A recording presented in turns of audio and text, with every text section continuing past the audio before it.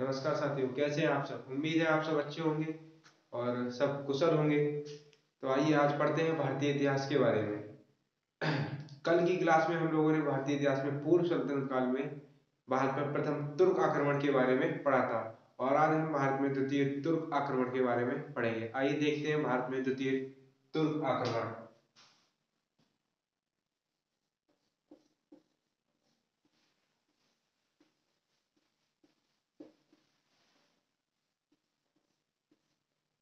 द्वितीय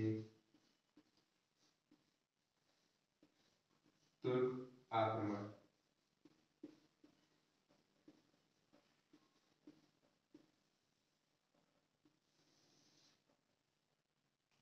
भारत में द्वितीय तुर्क आक्रमणकारी मोहम्मद गौरी था और यह 1175 ईस्वी में गौर का सुल्तान बना था और इसने 1178 ईस्वी में भारत पर प्रथम आक्रमण सोलंकी वंश के राजा भीमदेव प्रथम के ऊपर किया था।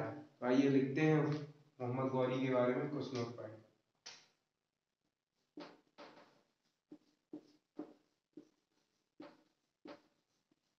मोहम्मद गौरी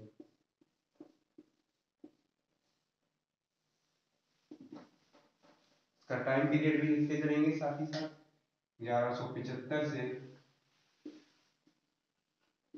1206 ईस्वी। इसने भारत पर लगभग 14 बार आक्रमण किया था, जिसमें ये 2 बार असफल हुआ तथा 12 बार इसने युद्ध में विजय प्राप्त की थी।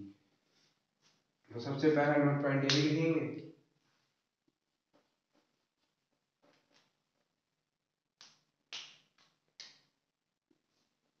कुल 14 बार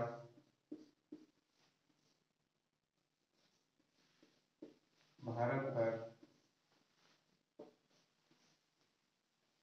आक्रमण,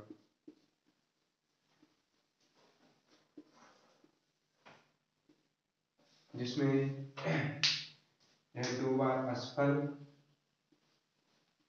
और 12 बार सफल हुआ। यह 1175 ईस्वी में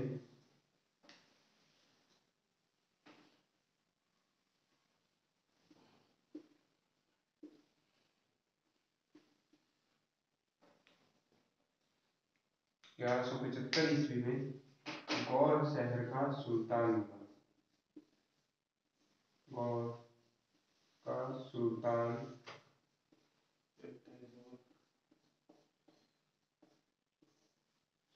बना।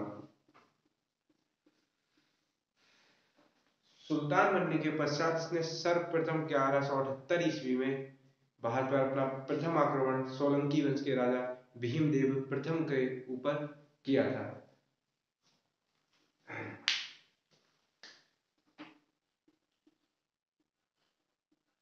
1178 ईस्वी में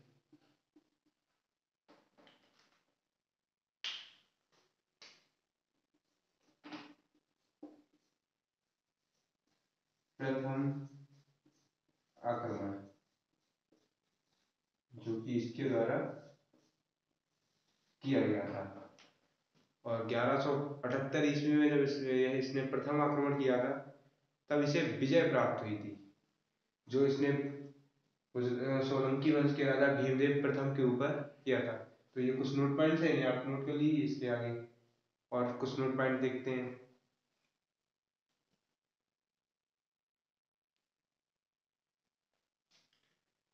तो आइए देखते हैं आगे कुछ नोट पॉइंट।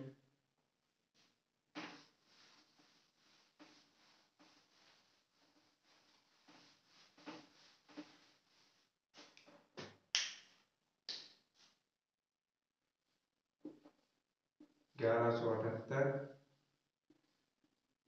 ईस्वी में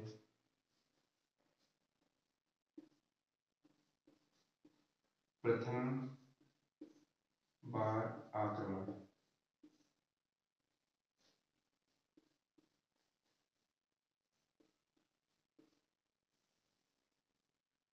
किसके विरुद्ध? सोलंकी वंश के राजा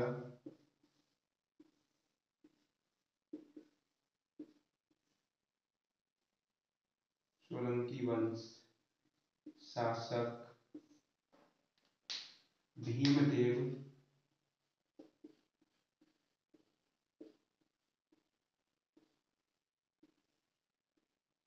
प्रथम या मूलराज द्वितीय।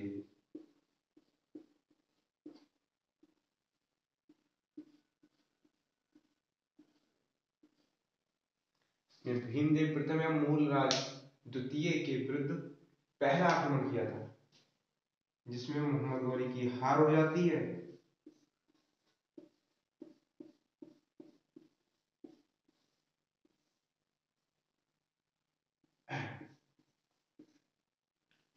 मूलराज द्वितीय, ऐसे हम भीमदेव प्रथम भी बोल सकते हैं, जिसमें मूलराज द्वितीय की विजय होती है और भीमदेव मोहम्मद गौरी की हार हो जाती है। इसके बाद इसने 1191 ईस्वी में पृथ्वीराज चौहान के विरुद्ध तराइन के मैदान में युद्ध लड़ा। तो आइए देखते हैं तराइन का प्रथम युद्ध।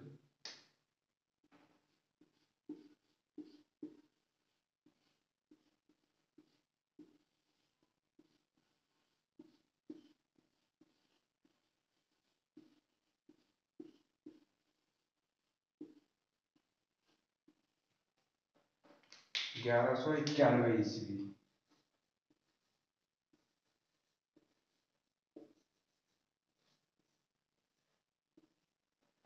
किसके विरुद्ध हुआ था? यह मोहम्मद गौरी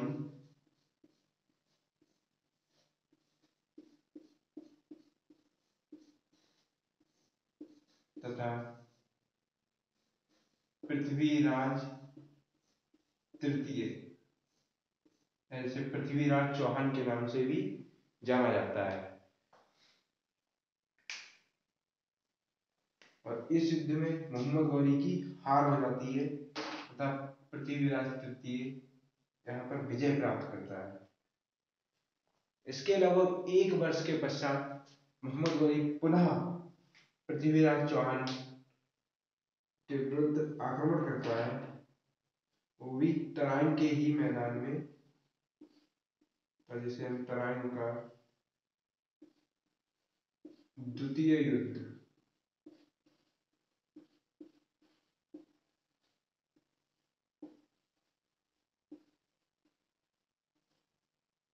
युद्ध 1192 ईस्वी।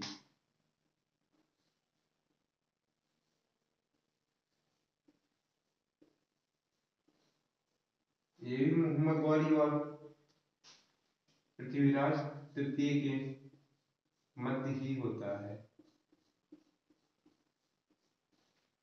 गौरी पृथ्वीराज तृतीय के मध्य ही होता है।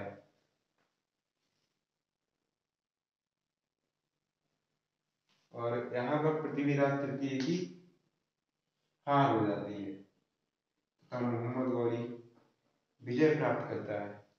इस युद्ध में पृथ्वीराज तृतीय को बंदी बना लिया जाता है और इन्हें मोहम्मद गौरी अपनी सेना के साथ गौर लेके जाता है, जहां इनकी मृत्यु हो जाती है। आइए वो नोट पॉइंट्स भी देखते चलते हैं।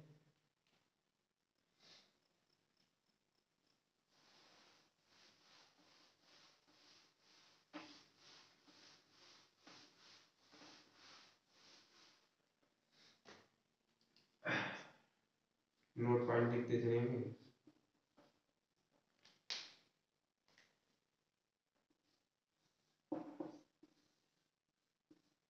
पृथ्वीराज तृतीय की मृत्यु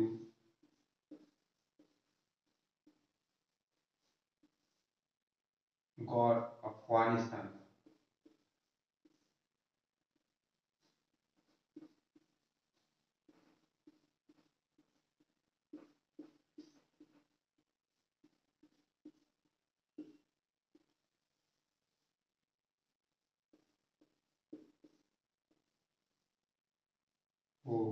जाती है।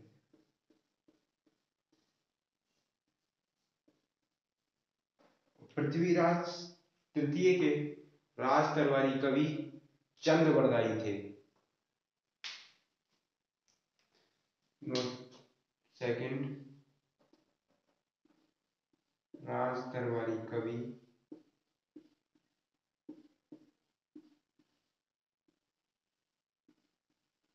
किसके? पृथ्वीराज तृतीय के राज दरबारी कवि और उनके मित्र भी थे चंद बरदाई। इनके द्वारा लिखी पुस्तक पृथ्वीराज रासो।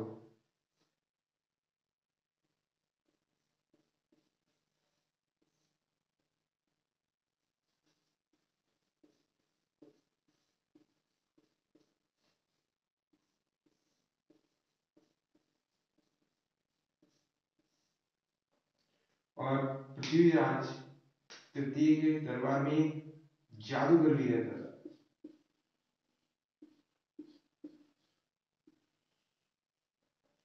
जिसे हम जगपाल नाम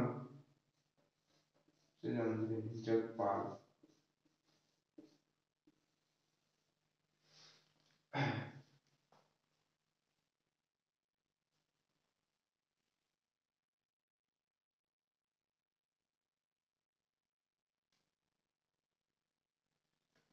और तराइन के द्वितीय युद्ध के पश्चात लगभग 2 वर्षों के बाद मोहम्मद गौरी चंदावर का युद्ध लड़ता है, जो 1194 ईस्वी में राजा जयचंद गहड़वाल शासक राजा जयचंद के विरुद्ध होता है।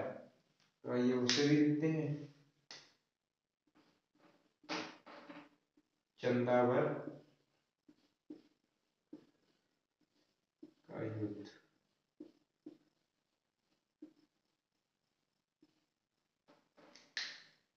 1194 ईस्वी। मोहम्मद गौरी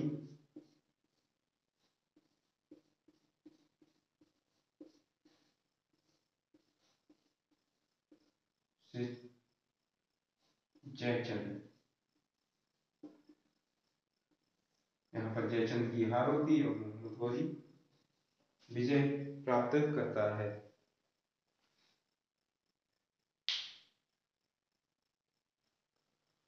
और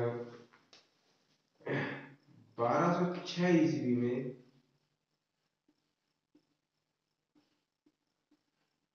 मोहम्मद गौरी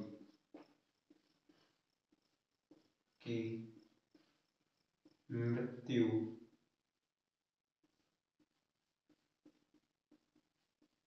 हो जाती है।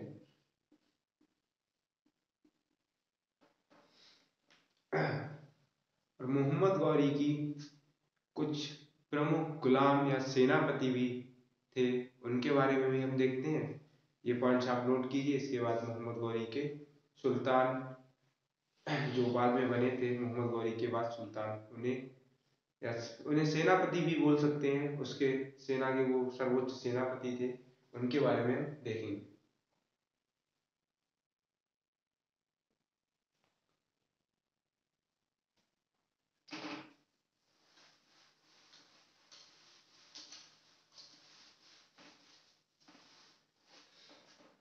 तो आइए हेडिंग डालते हैं हम, मोहम्मद गौरी के गुलाम या सेनापति।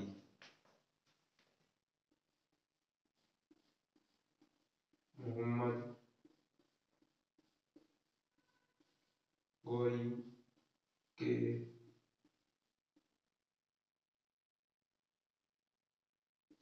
गुलाम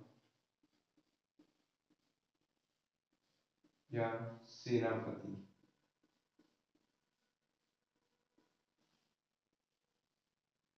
मोहम्मद गौरी के 3 गुलाम या सेनापति थे। नंबर 1 एल दौज,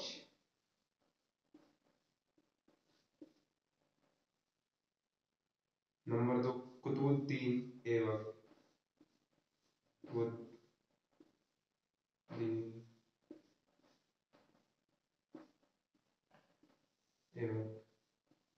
जिसने आगे चलकर गुलाम वंश की स्थापना की। नंबर 3, कुवाचा।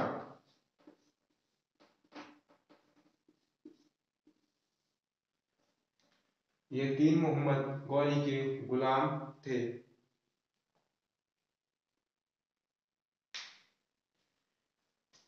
मोहम्मद गौरी ने यल्दौज को अफगान का सुल्तान नियुक्त किया। अफगान सुल्तान।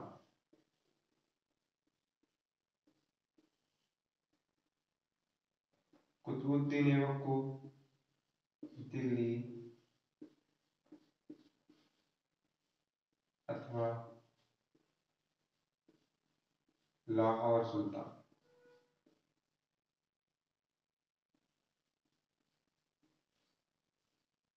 का सुल्तान बनाया, और कुवाचा के लिए मुल्तान का, जो वर्तमान पाकिस्तान में पड़ता है,